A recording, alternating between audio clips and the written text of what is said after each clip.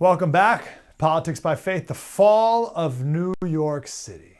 Go to another New York City resident, Brianna Lyman. She's a correspondent for the wonderful Federalist. Brianna, how are you? Thanks so much for having me. What is it like these days living in the Big Apple, living in New York? I have to say, it is a massive transition from pre-pandemic. My parents before COVID hit always were worried about me going into the city. They said, it's a horrible place. And then they realized that it's actually not what they grew up in the 80s. And pre-pandemic, Manhattan was actually not that bad of a place. I felt safe enough that I could walk around by myself. I could walk to and from work, no problems. Post COVID, Manhattan has gone through a change in which most people do not feel safe on the streets, on the subways. And it's only being exacerbated by the migrant crisis we have and by the possibility of Zohran Mamdani getting elected. People are worried that if he gets elected, which he likely will be, we're going to see less police on the streets than we already have now. Crazy. What is up with these videos? I've seen so many of them, and you think I would never see one of them, but we've seen some where young women like yourself walking down the street, they got punched in the face, and then they take out their phone and start recording and like crying into the phone, like, "Oh, I just got punched." And you're like, "What?" And like, what is this? How often does this happen? Yeah, I don't know like the whole saga with trying to videotape themselves on that. I think that's partly they just want sympathy. But I do think there's a real threat to young women walking alone on the streets. And a lot of these young women in Manhattan are liberals, right? And yet they want nothing, no policies to protect themselves, whether it's supporting Second Amendment and concealed carry, which would help protect themselves, or whether it's supporting a candidate that wants to put more police on the street, wants to incarcerate individuals who are violent. A lot of these people who do these punchings and these attacks, not first time punchers or attackers, right? These are repeat offenders who are consistently let back out on the streets. So for a lot of the young women being attacked, it's horrible. And I'd be curious to know whether or not they're supporting a Democrat or Republican in the upcoming mayoral race. Gosh, I would love to go back to people who recorded those videos and ask them. I'd love to know what will it take? Literally, if you're punched in the face walking down the street, will that cause you to change your vote for a Law and Order candidate? And if that doesn't, I don't know what else you could possibly do. So who is voting for this Mamdani guy? How can we possibly be in the scenario in New York City where, like, who's his demographic? What are we talking about? Yeah, well, first let's say who's not his demographic. We saw during the primary that Black and Hispanic voters, voters that Mamdani for some reason keeps saying that he wants to help, they didn't overwhelmingly vote for Mamdani. They actually voted for, Governor Cuomo and Eric Adams. Mamdani turned out low propensity voters. There's a lot of first time voters because he's actually doing a really great job campaigning on the ground. I don't like him, but I've seen him out on the streets more than I've seen any of the other candidates out there. And he relates to younger people, one, because he is younger. That's obviously just an easier age gap to break through. But two, he's appealing to their emotions rather than their logic, right? All of his policies are emotion based. They're not driven by any kind of economic, possibilities. They're not driven by anything that been successful. And younger people, I don't think they're fully developed in their frontal lobe yet. They hear free, free, free, and they think this is amazing. So that's really who's driving his coalition. And of course, a lot of college educated white folks who, at the end of the day, unfortunately, they have a rich mommy and daddy. They can flee Manhattan when things get bad. But you know who can't flee? The Hispanic and Black voters that voted for a different candidate in the primary. Gosh, that's so interesting. I just want to ask you, go a little deeper in that, because that's so fascinating. Like, how bad, or what is bad in New York City, where those emotional appeals even land? Like the free grocery store. Like, what are you talking about? And of course, on my radio show, we talked all about the Kansas City grocery store. That was a total failure, a government-run grocery store. And free buses. Like, what are you talking about? How can these things even have the soil to land on and make any sense at all? Yeah, well, obviously the key word there is free. And younger people, my generation in particular, we are struggling in this economy, particularly when you think of the housing market, right? My parents' generation, grandparents' generation, they could buy a house at my age. Right now, I'm not in a financial position to, and I make a good salary. I work extremely hard. I save well. It's just not enough. And I think a lot of younger people are very upset and they're frustrated with what they've seen and what they've experienced. And they think that the way out of this is getting free stuff from the government rather than saying, wait a minute, about deregulation. How can we grow the economy? How can we grow jobs? I think a really good example is Bill de Blasio just endorsed Mamdani, saying he's going to help, younger people and make everything prosperous again. When Bill de Blasio was in office, he ballooned the budget from 73 billion to like 103 billion. And the biggest factor of his metric, or the biggest metric I look at, is despite Bill de Blasio giving out all these free handouts and ballooning the budget and social expansion, unemployment in Manhattan was double the national average. He never really lowered it, right? The underpinnings of a successful economy never changed. Mamdani is going to have that same impact, if not worse. And so the things that make an economy successful for younger people to thrive in will not be changed by Mamdani. They'll only be worsened, and they don't see that. Are you able to explain how the ranked choice voting works and why Sliwa and Eric Adams and Cuomo aren't joining forces, or maybe people dropping out and getting behind just one of the candidates to make sure he doesn't win?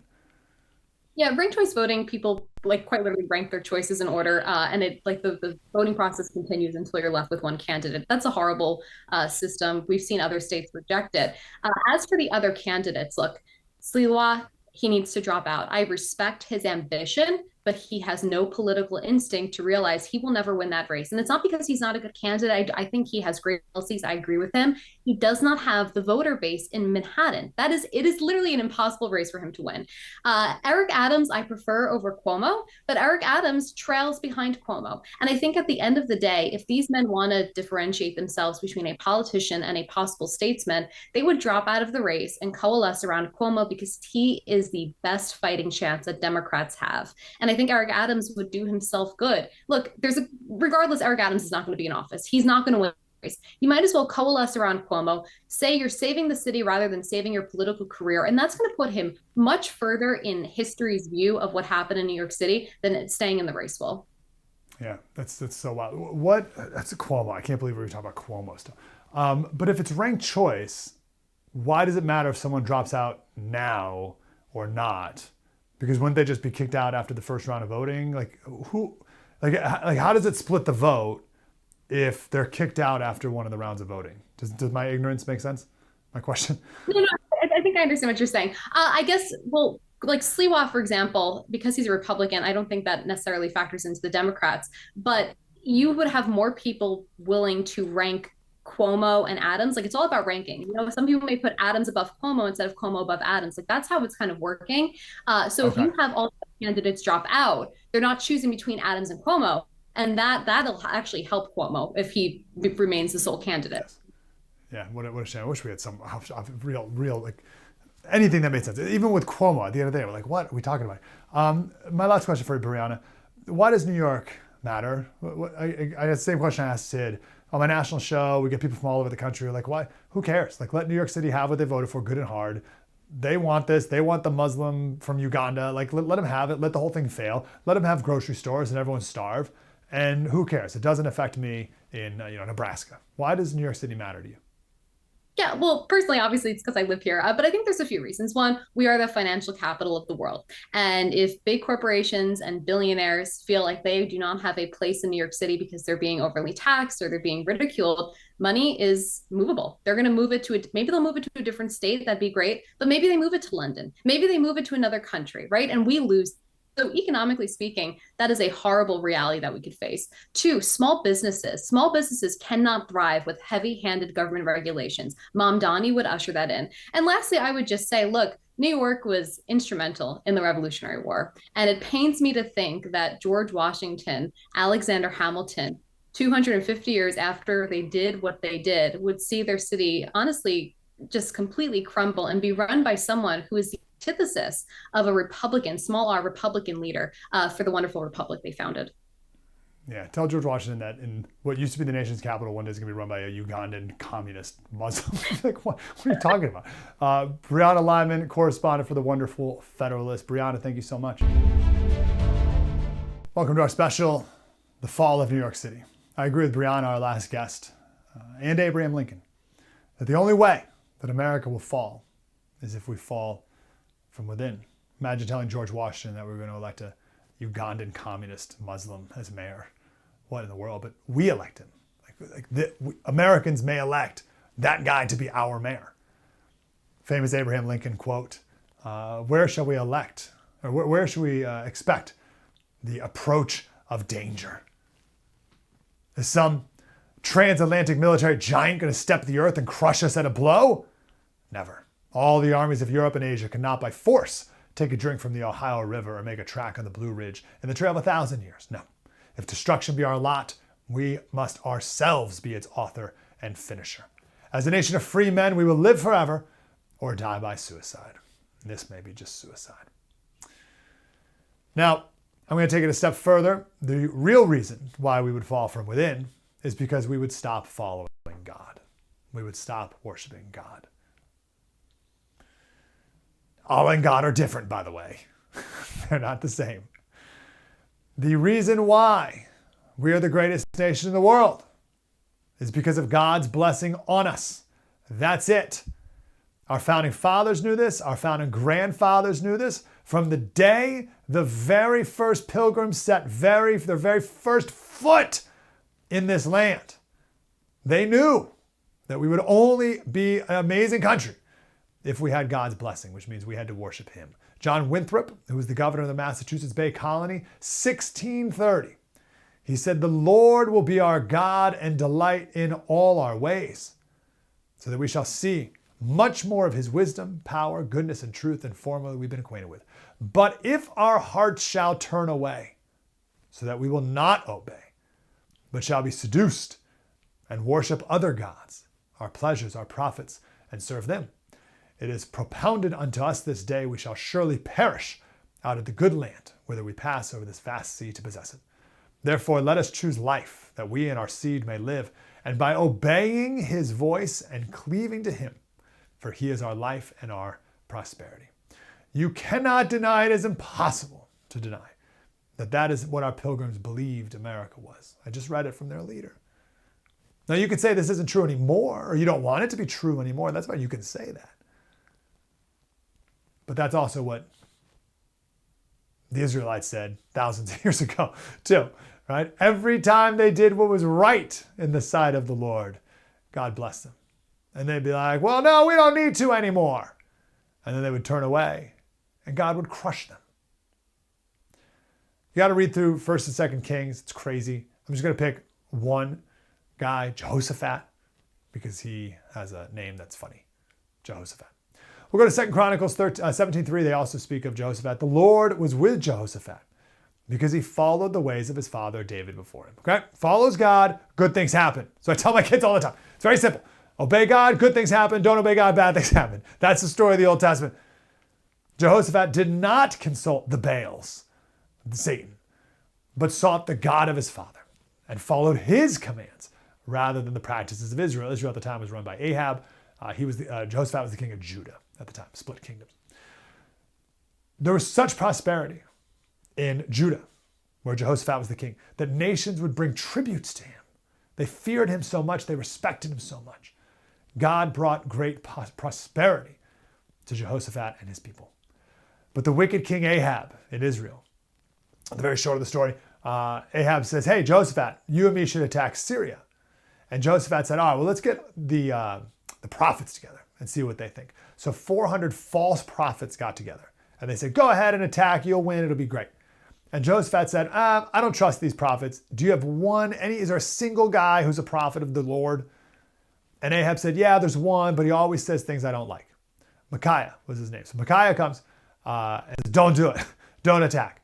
And Ahab's like, see, I told you he always says evil things. So they threw him in prison. They threw the prophet of the Lord in prison. And Ahab and Jehoshaphat, they went to war anyway. Now Ahab was trying to outsmart this prophet, trying to outsmart God, and he decided to dress up as a common soldier, thinking that the Syrians would target him if he was in his royal attire. So instead, I'm going to disguise myself, and they're not going to know who I am amongst all the other soldiers.